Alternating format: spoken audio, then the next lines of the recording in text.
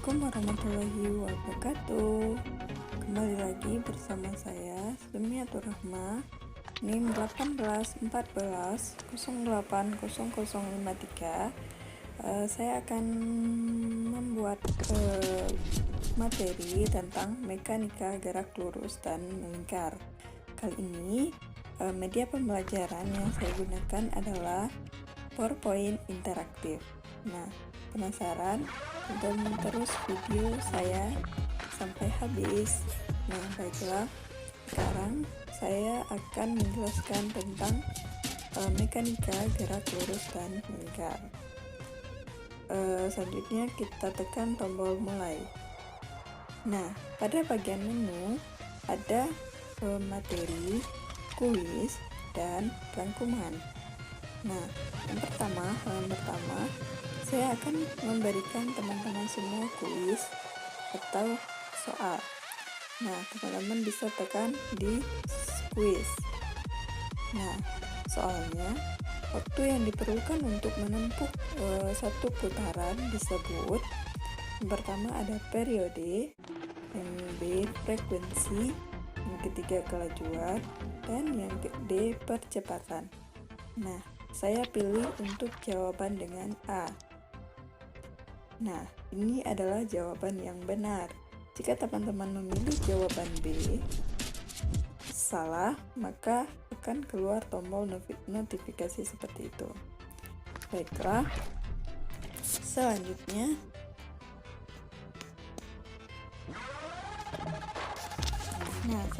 kita pilih dalam bagian materi.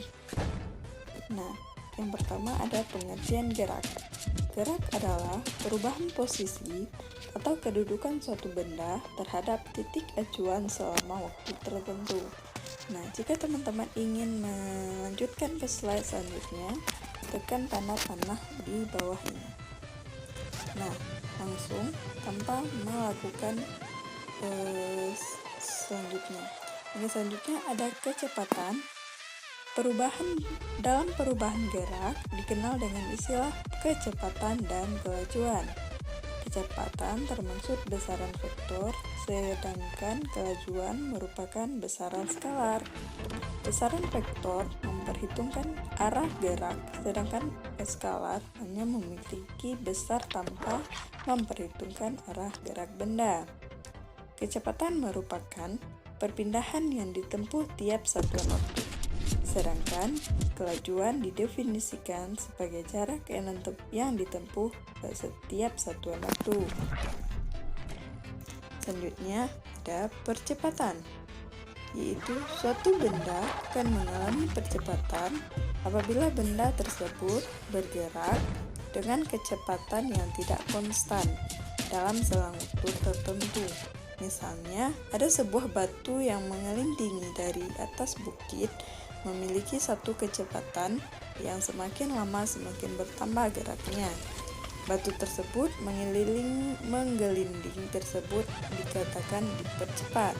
Jadi percepatan itu bisa dikatakan sebagai perpindahan tiap satuan waktu. Selanjutnya, gerak lurus beraturan.